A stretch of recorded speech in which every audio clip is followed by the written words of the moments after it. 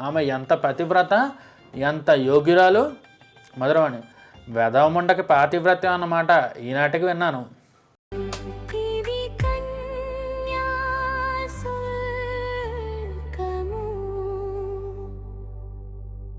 మేసం ఇతిహాసం ఛానల్కి స్వాగతం. మరి మధురవాణి రామపంతుల్ని బుక్ చేసేస్తుందా? ఈ ఎపిసోడ్లో చూసేద్దాం రండి. గిరీశం తనలో థ్యాంక్ గాడ్. అయితే పూటకోళ్ళదా దెబ్బ తగ్గలేదు. పైకి ఇలాంటి దుర్మార్గపు కోతలు ఆ ఇల్లాలి చెవిన పడితే చాలా ఖేదిస్తుంది. ఆ పాపం అంతా నిన్ను చుట్టుకుంటుంది. ఆమె ఎంత పతివ్రత, ఎంత యోగ్యురాలు.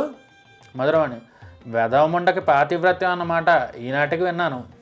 గిరీశం దానికి కాదు, ఆమెకి మొగుళ్ళు లేకపోయినా ఆమెను వెధవ అనటానికి వీల్లేదు. మధురవాణి మీరుండగా వెధవలా అవుతుంది. Girisham nonsense. దీనికో రచ్చా చెప్పి రంజింపచేద్దాం. ఇదిగో విను.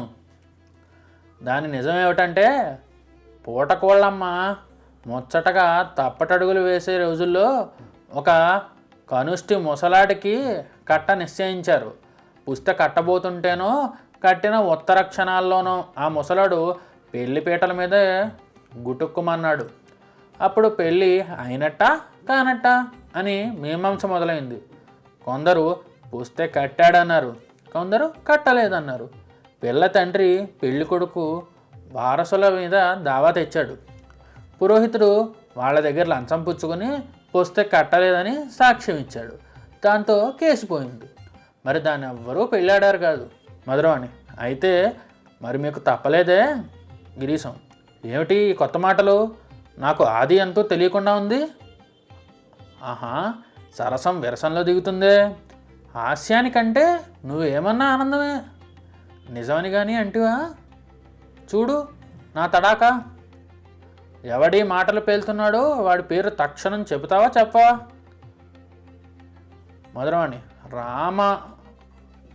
రామపంతులు తనలో సత్యాన్రా నా పేరు చెప్పేసింది. మధురవాణి రామ ఒకరు చెప్పేదేమిటి? లోకమంతా కోడై కూస్తుంటేను వీధిలో నుంచి తలుపు అని ధ్వని.